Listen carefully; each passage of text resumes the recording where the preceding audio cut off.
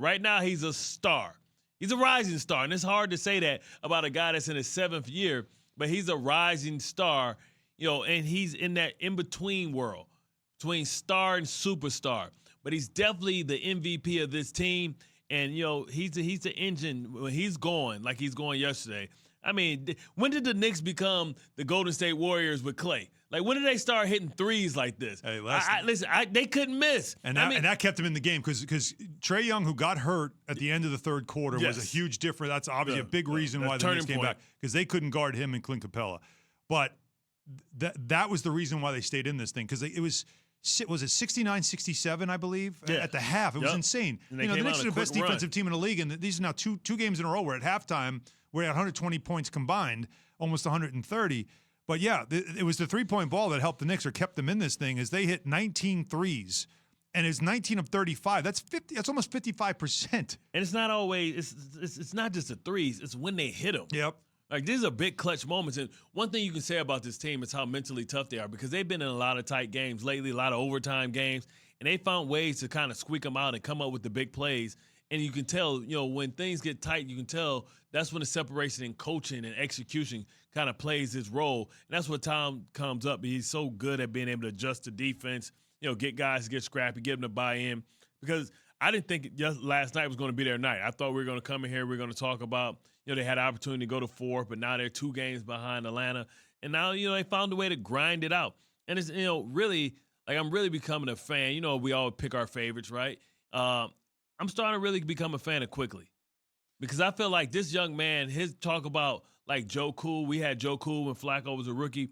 His pulse is like nice and slow. He got a slow heartbeat, man, slow pulse, man. Like R.J. Barrett too. And yeah, that's what I'm saying. And this guy he's not afraid of the big moment, right? And he's enjoying and thrive. You can tell they're having so much fun and so much joy.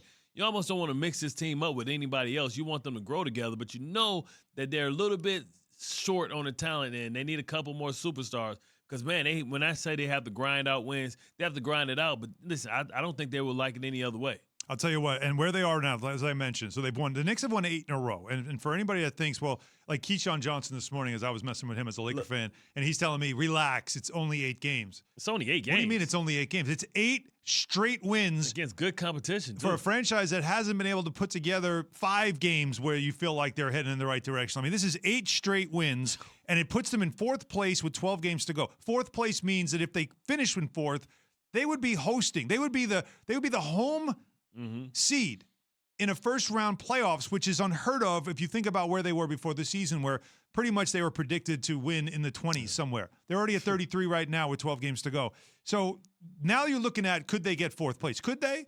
They still got a tough road trip coming up to the West. But could they at least avoid the 7-10 play-in? Yeah. They certainly could. And Julius Randle, he's talked about how their goals from game to game continue to rise with the win. 4th place sounds good. But like I said, we're not done yet. We have a long way to go. This is not about just getting 4th place or whatever it is. We're trying to build something here. We're trying to build a culture. We're trying to do things the right way. And we have a team that everybody believes in each other. So we feel like we can do anything. Anything's possible for us. Well, remember at the trade deadline when I said some teams are going to be very active. They're going to want to add some pieces. Chicago made a huge trade for Nick Vucevic. They really wanted to make a push. They wanted to add another star, another all-star next to Zach LaVine, and they made that trade, and it has not worked out for them at all. They lost like their first 5 games. And it's not his fault. It hasn't worked out, right? So they've gone the other way. You've seen different trades around the league where teams are trying to either load up, teams are trying to add pieces and take a next step. And the Knicks didn't do anything. They moved on from Austin Rivers, but Derrick Rose. But that's it. Well, Derrick Rose was done much earlier in the season. Yeah. But the point is around the deadline, I said there's certain teams where you look at the group you have and you say to yourself, be careful. Because if you take a piece out of this or add the wrong personality into it, it's amazing how fast you can lose whatever you've been building all year, right?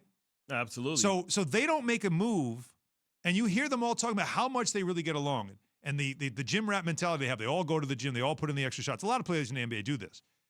But what can you say about how important that piece of it is? This is obviously not a team built to win a championship, but it's a team that is supposed to be built to start something with a franchise that has been dormant for so many years. It's about, Is it important to keep that chemistry together and let these guys have earned it to play this thing out and take this as far as they can take it? Yeah, exactly. This year, I mean, if you can get better next year, then you do that. But I think it's all, what they say, attitude reflect leadership. Yeah. Right. So we watch, and I kind of laughed a little bit because we've all heard that I'm in the greatest shape of my life speech.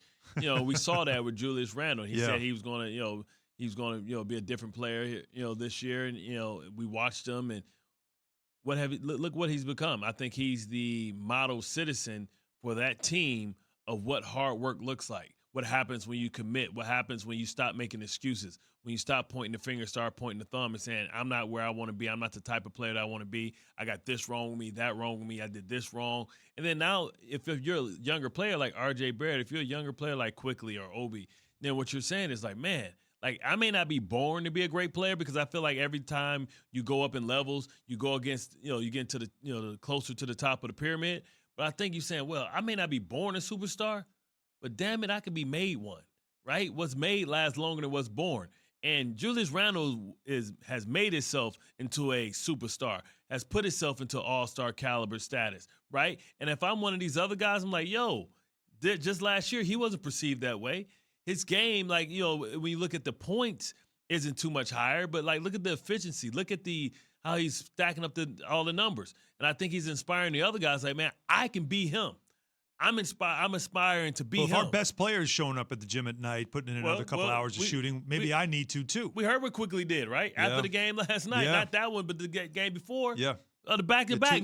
Tuesday night. Knowing he had a back-to-back. Mm-hmm. He's putting up shots. Yeah, he was out on the garden floor putting up extra shots, and Obi Toppin went out and joined him. And that's what happens when you dare to be great. Thanks for watching ESPN on YouTube. For live streaming sports and premium content, subscribe to ESPN Plus right now.